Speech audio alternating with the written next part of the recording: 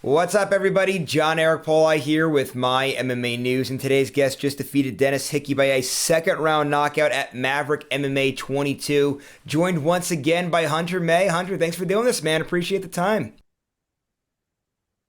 Thanks for inviting me again. I appreciate it. Yeah, man, no problem at all. And I really wanted to have you on after that knockout because it was such a big win, and the highlight of it's been shown all over social media. So we'll get to all of that here today. Before we get any of that stuff, though, man, how's it feel when you get a big knockout win like that? That's got to be incredible. The knockout itself, it feels really good. You really don't know what's happening as it's going, but the biggest thing about it is the relief. Like I was just relieved that 12 weeks of the hard work with my team paid off in the right way and I was able to show it. Now you mentioned a 12-week, right? Did I get the right 12-week training camp? So Mhm. that's a bit, man. I know a lot of guys that I talked to that I've been interviewing. Some of them like to go even less, maybe six if they could. Usually that 8 to 10. The 12s when you suck into the longer camps there. Is Mhm. that normally the process that you do as a 12-week training camp like that?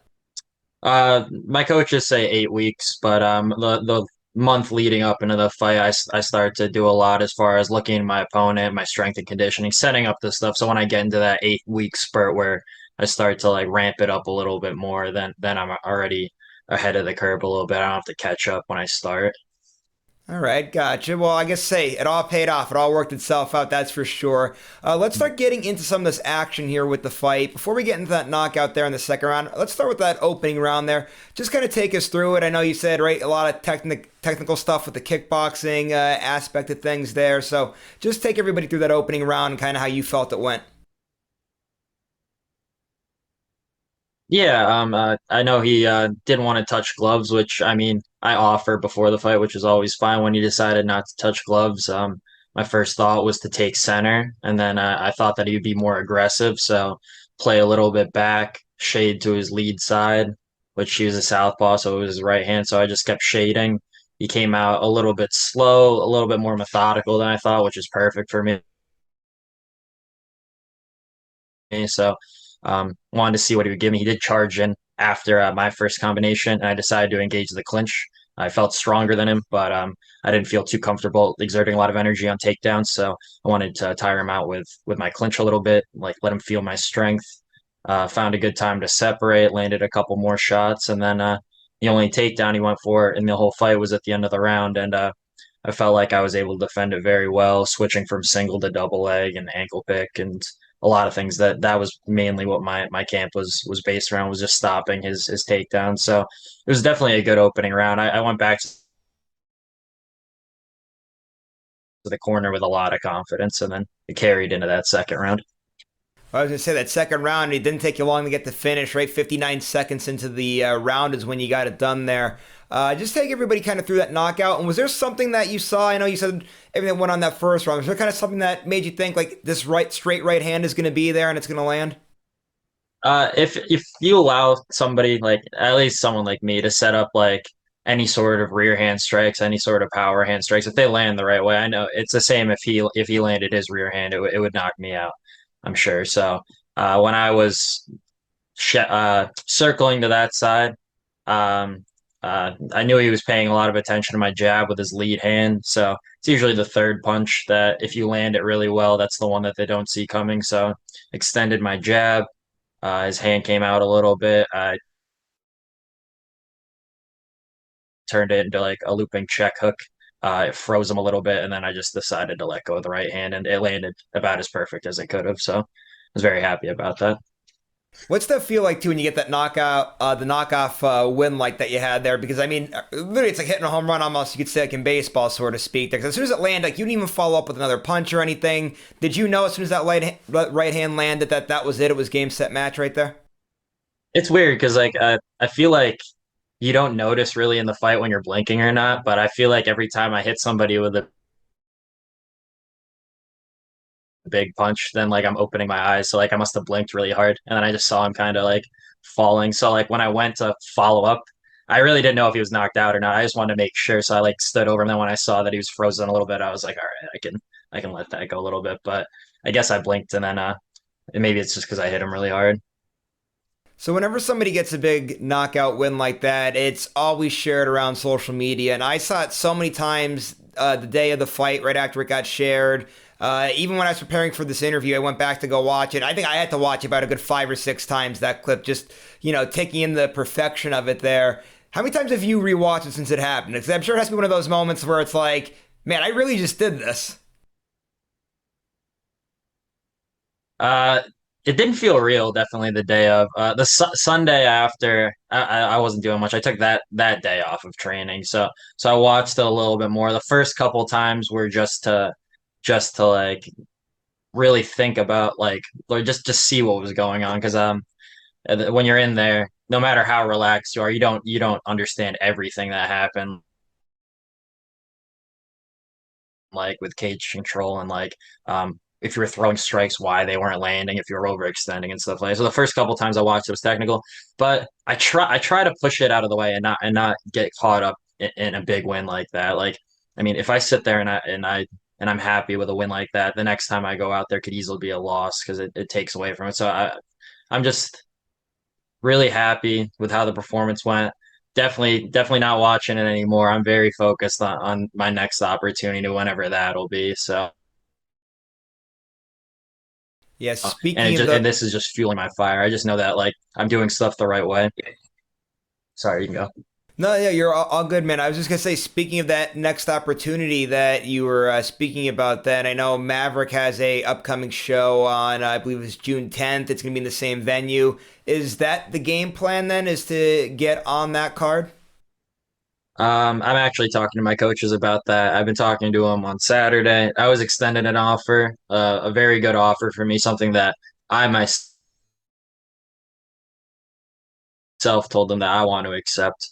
We do have some other competitors looking for. We have a kickboxing match debut for my training partner Nick in May 20th. I know Gabby wants to come back. I believe she's looking to compete on that June 10th card, and then we have somebody kickboxing in Delaware for gut check June 17th. So I know it's a busy month for my coaches. Not to mention that one has a baby and the other one's baby is due, I believe, May 18th, which is it's a big storm of things happening. But I told them that they offered me the matchup that I wanted. I accepted the matchup myself. If my coaches accept it, I will be on that June 10th card. If not, I plan on being on the next Maverick card after that. Gotcha, man. And I know that June 10th card as well, another casino show. Venue looked fantastic from the video that I saw of it. What was that like being able to fight in the Wind Creek there? It seems like, I mean, I'll tell you what, Maverick, credit to them. I mean, they really put on a great show. That was a really nice venue. A long way from the Gus Genetti's day in Dixon City, that's for sure.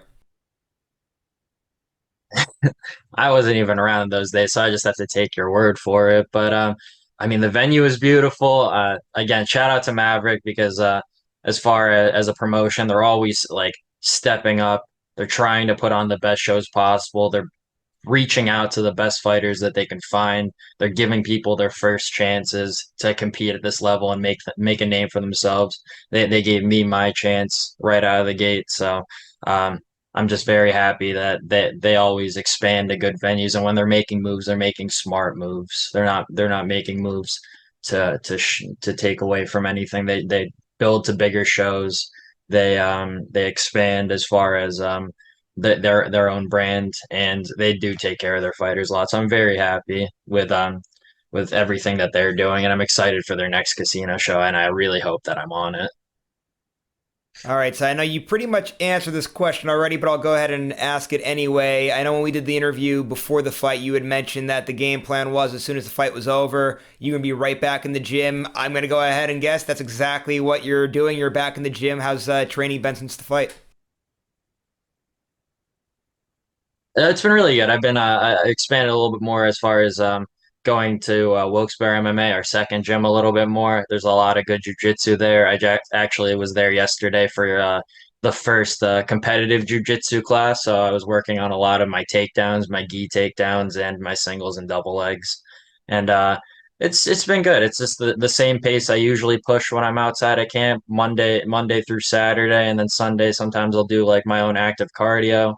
But yeah, I mean, the only problem was the first day that I got back on Monday, I got kneed in the eye in jiu-jitsu and I have a black guy. So it looks like I actually took some damage. And I say the eyes all cleared up now, so that's a good thing. It's a good thing that we took a week off before we got this interview in here. Then you look good for the interview. Yeah, That's the main thing here. I do yeah. want to end now today, actually, by talking now about how small of a circle the MMA community is. It's really funny how all these things actually play out. So Glover Teixeira, former UFC light heavyweight champion, he actually trains in Connecticut. Obviously, Maverick being a regional event, they will pull in from local surrounding states, not just from our area of northeastern Pennsylvania. So they make a call up, get somebody from Connecticut to come down, ends up being a teammate of Glover Teixeira's. Glover is at the Maverick card that night. I know you got to interact with him a little bit. Just what was that experience like of getting to meet somebody who's so accomplished as Glover? It was amazing. I know me and him were both there for our own business. Like I'm there to fight. He's there to coach one of his young fighters. So I didn't get to pick his brain as much as I wanted to, but just seeing somebody that like you admire, like he's a, just a stand up person, like a great human being, and plus he was one of the champions at the highest level of sport, which is like something like me and the people that he's coaching, the people all around him, we all aspire to be one of the top people in our weight classes, and hopefully aspire to be in the UFC one day. So just being able to see someone like that and how he carries himself and be able to interact with him a little bit was just a great experience. Definitely, man, and it was a great performance. It was great speaking with you again here today. Just last thing now before you head out for the day, go ahead, plug your social media so people know where to follow you at. If there's any sponsorships or anything going on at the gym, I know you're teaching classes. Anything you got to plug like that, floor is yours. Yeah, yeah. My Instagram is Mokatron MMA. It's good to follow for fight updates. I mean, hopefully, I can post something for June 10th. If not June 10th, in the next Maverick card. Um, I would like to shout out Scranton MMA, my team that gets me ready for every camp. Wilkes-Barre MMA, our newest gym. It's already growing. It's very, very fast, and I'm sure it'll expand to another location soon. But another great place that gets me ready for camps. Shout out to Maverick MMA as well. I know their next show will be bigger and better than ever. And again, I really hope to be on there. But whether I'm on that card or not, I'll just be training the whole time. And then you'll see me in the near future, definitely very soon, competing for bigger and better things at this point.